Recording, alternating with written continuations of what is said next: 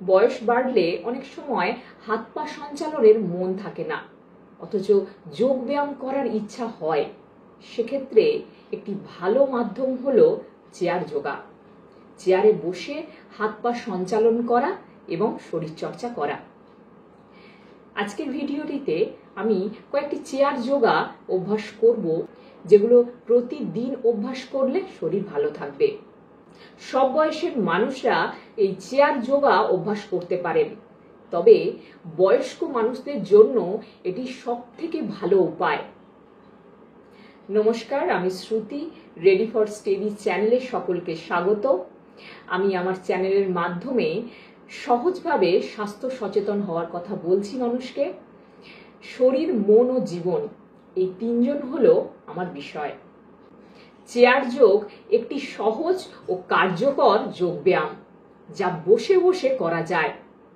এটি বিশেষ করে বয়স্ক বা শারীরিকভাবে সীমাবদ্ধ ব্যক্তিদের জন্য উপযুক্ত। চেয়ার যোগের মাধ্যমে আমরা আমাদের শরীর ও মনকে সুস্থ ও শান্তিময় রাখতে পারি। চেয়ার যোগের উপকারিতা: শরীরের নমনীয়তা বৃদ্ধি করে, পেশির শক্তি বৃদ্ধি করে, মানসিক চাপ কমায়, শ্বাস প্রশ্বাসের উন্নতি করে। চেয়ার যোগের আসন: বজ্রাসন। সোজা হয়ে বসতে হবে, পিঠ সোজা থাকবে এবং হাত হাঁটুতে রাখতে হবে। কাঁধের ঘূর্ণন: কাঁধ সামনে ও পিছনে ঘোরাতে হবে। ঘাড়ের ঘূর্ণন: ঘাড় ডান দিকে ও বাঁ দিকে ঘোরাতে হবে। হাতের মুঠি: হাত মুঠো করে খোলা ও বন্ধ করা। সীমিত গতিশীলতা সহ সিনিয়ররা বা বয়স্ক মানুষরা চেয়ার যোগব্যায়াম অভ্যাস করতে পারেন, হয় উপবিষ্ট অবস্থান থেকে বা চেয়ারের পিছনে দাঁড়িয়ে। বয়স্কদের পতনের ভয় কমানোর পাশাপাশি চলাফেরার জন্য সহায়ক ডিভাইসগুলির উপর তাদের নির্ভরশীলতা কমাতে চেয়ার যোগব্যায়ামও একটি গবেষণায় দেখানো হয়েছিল। আমরা আরও কিছু যোগব্যায়াম অভ্যাস করব চেয়ারের সাহায্য নিয়ে, যেমন উজ্জয়ী ব্রিদিং।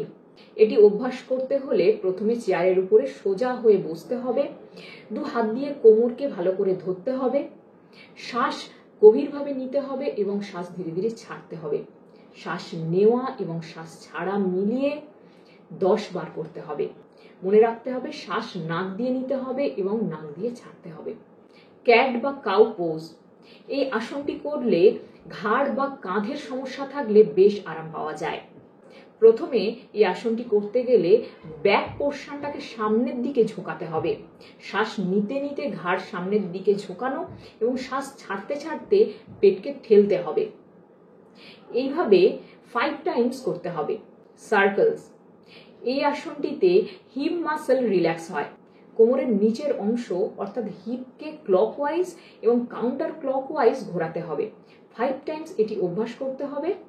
তবে এই আসনটিতে শরীরের উপরের অংশ বা আপার বডি মুভ হবে না।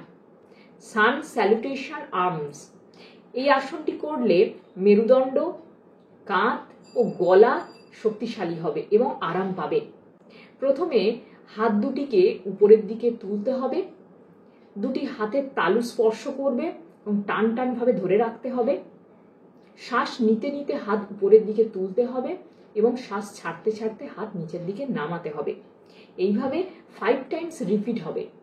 সান স্যালুটেশনস উইথ টুইস্ট: এই আসনটি আগের আসনটির মতোই করতে হবে, তার সঙ্গে টুইস্ট করতে হবে, অর্থাৎ শরীরকে ঘোরাতে হবে। প্রথমে শ্বাস নিতে নিতে হাতকে উপরে তোলা এবং শ্বাস ছাড়তে ছাড়তে শরীরকে টুইস্ট করা, অর্থাৎ ঘোরানো। উভয় দিকেই 5 টাইমস করে ঘোরাতে হবে। টুইস্ট করার সময় 5 সেকেন্ড হোল্ড করতে হবে। হাই অল্টার সাইড লেন্স: এখানে স্পাইন এবং শোল্ডারকে স্ট্রেচ করতে হবে, অর্থাৎ মেরুদণ্ড এবং কাঁধের জন্য খুব ভালো আসন। হাতের বাহুকে মাথার উপরে রাখতে হবে। 3 বার শ্বাস নিতে নিতে ডান দিকে ঘোরাতে হবে এবং 3 বার শ্বাস ছাড়তে ছাড়তে বাঁ দিকে ঘোরাতে হবে। এইভাবে অভ্যাস করতে হবে। ইগল আর্মস: এটি কাঁধের জন্য একটি ভালো আসন। দুটি হাতের বাহুকে স্ট্রেচ করতে হবে। একটি হাতের উপর আরেকটি হাত রাখতে হবে। হাতের তালু স্পর্শ করবে। এবং হাত দুটি একসাথে করে কিছুক্ষণ ধরে রাখতে হবে। হোল্ডিং টাইমে 5 বার শ্বাস প্রশ্বাস নিতে হবে। এইভাবে বিপরীত হাতে রিপিট করতে হবে। অ্যাসিস্টেড নেক স্ট্রেচেস, এখানে ঘাড়কে একবার ডান দিকে ঘোরাতে হবে আর একবার বাঁ দিকে ঘোরাতে হবে। ডান দিকে যখন ঘাড়টাকে ঘোরানো হবে তখন ডান হাত দিয়ে বাঁ কানকে স্পর্শ করতে হবে এবং কিছুক্ষণ হোল্ড করতে হবে, অর্থাৎ কিছুক্ষণ ধরে রাখতে হবে। তখন 5 বার শ্বাস প্রশ্বাস নিতে হবে। আবার বাঁ দিকে ঘাড়কে ঘোরাতে হবে, তখন বাঁ হাত দিয়ে ডান কানকে স্পর্শ করতে হবে এবং হোল্ড করতে হবে, সেই সঙ্গে 5 বার শ্বাস প্রশ্বাস নিতে হবে। অ্যাঙ্কেল টু নি, এই আসনটি হিপ এরিয়াকে স্ট্রেস দেবে। প্রথমে ডান পায়ের অ্যাঙ্কেলকে বাঁ পায়ের হাঁটুর উপরে রাখতে হবে। ডান পায়ের হাঁটু থেকে অ্যাঙ্কেল পর্যন্ত জায়গায় হাত রেখে কিছুক্ষণ হোল্ড করতে হবে। 5 বার শ্বাস প্রশ্বাস নিতে হবে। একইভাবে বিপরীত পায়ে রিপিট করতে হবে। গডেস উইথ আ টুইস্ট, এটি হিপ স্ট্রেসের জন্য খুব ভালো একটি আসন। প্রথমে ডান পায়ের পাতাকে অথবা গোড়ালিকে ধরতে হবে ডান হাত দিয়ে। ডান হাতটা একটু ভিতরের দিকে থাকবে। বাঁ হাতকে উপরের দিকে তুলতে হবে এবং বাঁ হাতের তালুর দিকে তাকিয়ে থাকতে হবে। এইভাবে কিছুক্ষণ হোল্ড করতে হবে এবং হোল্ড করার সময় 5 বার শ্বাস প্রশ্বাস নিতে হবে। এইভাবে বিপরীত দিকে রিপিট করতে হবে। ওরিয়র 2, এখানে ফুল বডি স্ট্রেস করতে হবে। প্রথমে ডান দিকে ঘুরে ডান পায়ের হাঁটুকে একটু ভাঁজ করতে হবে এবং হাত দুটি সোজা থাকবে, আর বাঁ পাকে সোজা করে রেখে বাঁ পায়ের গোড়ালিকে একটু নিচের দিকে রাখতে হবে। এইভাবে কিছুক্ষণ হোল্ড করতে হবে, সেই সঙ্গে 5 বার শ্বাস প্রশ্বাস নিতে হবে। বিপরীত দিকে একইভাবে রিপিট করতে হবে। ফরওয়ার্ড ফোল্ড, নামটা শুনেই বোঝা যাচ্ছে এখানে পুরো শরীরকে সামনের দিকে ঝোঁকাতে হবে। মাথা ঘাড়কে সামনের দিকে ঝোঁকাতে হবে। পা দুটিকে একটু ভাঁজ করতে হবে এবং হাত দুটিকে পায়ের দুপাশে রাখতে হবে। এইভাবে কিছুক্ষণ হোল্ড করতে হবে। এটিতে মস্তিষ্কের রক্ত সঞ্চালন বৃদ্ধি পায়। চেয়ার যোগ অনুশীলনের সময় আমাদের শরীরের দিকে মনোযোগ দিতে হবে এবং প্রয়োজন অনুসারে অনুশীলন সামঞ্জস্য করতে হবে।